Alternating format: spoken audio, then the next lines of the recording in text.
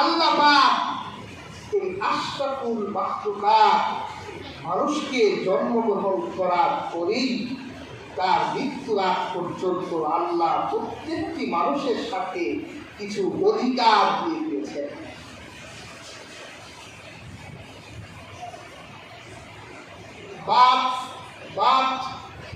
Rights of man, একটা মানুষ যখন জন্ম নেয় তার জন্মগত অধিকার আছে। এরপর এই পৃথিবীতে চলার জন্য তাকে লিগ্যাল রাইটস, আইনগত অধিকার থাকে। তারপর ফান্ডামেন্টাল রাইটস, মৌলিক অধিকার, এটাকে হিউম্যান রাইটস বলা হয়। হিউম্যান রাইটস, মানবাধিকার। একটা মানুষ এই পৃথিবীতে বসবাস করতে হলে তাকে মানবাধিকার নিয়ে বেঁচে থাকতে হয়। আল্লাহ পাক মানুষের সাথে যে অধিকারগুলো দিয়েছেন, হাজিরিন, এই অধিকারগুলোতে হস্তক্ষেপ করার ক্ষমতা আল্লাহ পৃথিবীর অন্য কোনো মানুষকে দেয় নাই। মানুষের অধিকার যাতে এই পৃথিবীতে অক্ষুণ্ণ থাকে, সেজন্য আল্লাহ যুগে যুগে কিতাবধারী নবী এবং রাসূল প্রেরণ করেছেন, যাতে পৃথিবীতে মানুষ তার মানবাধিকার প্রতিষ্ঠা করতে পারে। আল্লাহর হাবিব মুহাম্মদ সাল্লাল্লাহু আলাইহি ওয়াসাল্লাম ছিলেন একজন মানবাধিকার কর্মী। একজন নারীর অধিকার কেমন হবে আল্লাহর হাবিব প্রতিষ্ঠা করে গেছেন।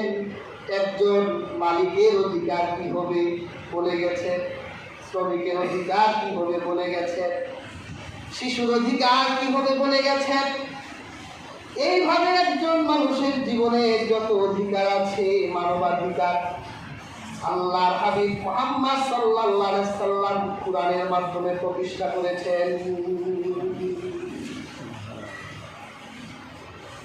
কিন্তু আমরা যে মানবাধিকার চর্চা করি, মানুষের অধিকার নিয়ে কাজ করি, দেখা যায় আমরা নিজেরাই ডাকাত, মানুষের অধিকার নষ্ট করি। ইসলামে মানুষকে কি কি অধিকার দিয়েছে এগুলো আমাদের জানতে হবে।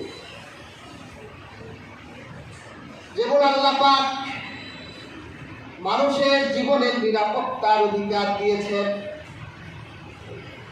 একটা মানুষ এই পৃথিবীতে বেঁচে থাকলে, একটা মানুষ এই পৃথিবীতে যতদিন বেঁচে থাকবে, তার জীবন যাতে শঙ্কিত না হয়, তার প্রত্যেক পদে পদে জীবন হরণের ঝুঁকি যাতে তার ভিতর না থাকে, সেই জন্য আল্লাহ পাক প্রত্যেকটি মানুষের জীবনের নিরাপত্তার অধিকার দিয়েছেন। আল্লাহ পাক কোরআনে বলেন, মান কাতালা নাফসান বিগাইরি নাফসিন আও ফাসাদিন ফিল আরদি ফাকাআন্নামা কাতালান নাস জামিআ। যদি কোনো মানুষকে অন্যায়ভাবে হত্যা করে, সে যেন ফাকাআন্নামা, নিশ্চয় সে যেন কাতালান নাস জামিআ, দুনিয়ার সকল মানুষকে হত্যা করলো। অন্যায়ভাবে যে একজন মানুষ হত্যা করবে, সে তামাম দুনিয়ার সমস্ত মানুষকে হত্যা করলো। আল্লাহ পাক বলেন, ওয়ামান আহইয়াহা ফাকাআন্নামা আহইয়ান নাস জামিআ। আর যে একজন মানুষের প্রাণ বাঁচালো, সে যেন গোটা মানব জাতির প্রাণ বাঁচালো। দেখেন, ইসলাম মানুষের জীবনের নিরাপত্তা কত সুন্দর করে দিলে। যদি কেউ কাউকে অন্যায়ভাবে হত্যা করে, সে যেন গোটা মানব জাতিকে হত্যা করবে। যখন আপনি এটা জানবেন, তখন আপনি হত্যা করতে পারবেন? সম্ভব না। জীবনের নিরাপত্তা জঙ্গলের পশুদের নাই, পাখির নাই। কখন হরিণের জীবন যাবে হরিণ জানে শিকার, যখনই জানে বাঘ তার পিছনে লেগেই আছে।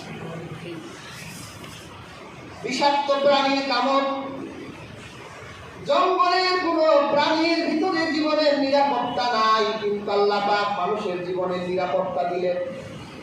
কেউ কাউকে হত্যা করলে সে যেন মানব সভ্যতা হত্যা করলো, আবার কেউ যদি একজন মানুষের জীবন বাঁচায় সে যেন গোটা মানব জাতির জীবনকে বাঁচাই দিল।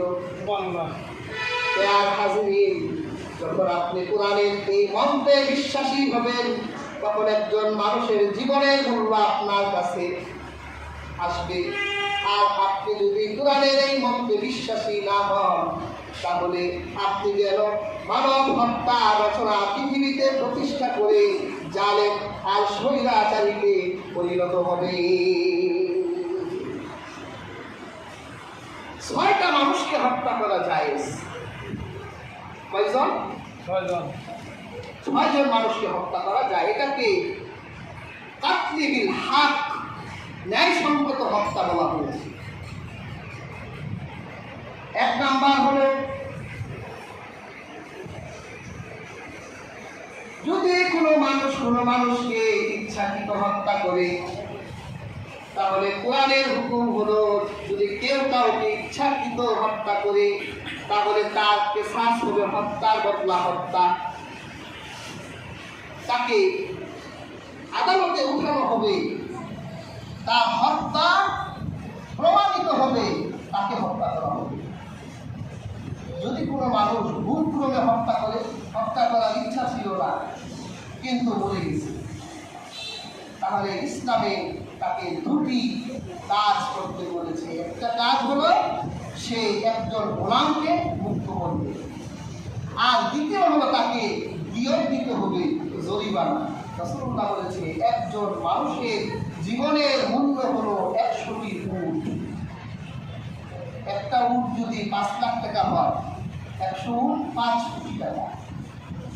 একজন মানুষ যদি একজন মানুষকে হত্যা করে তাহলে ইসলামের বিচার হলো অনিচ্ছাকৃত হত্যা করলে তাকে 5 কোটি টাকা দিতে হবে। অথবা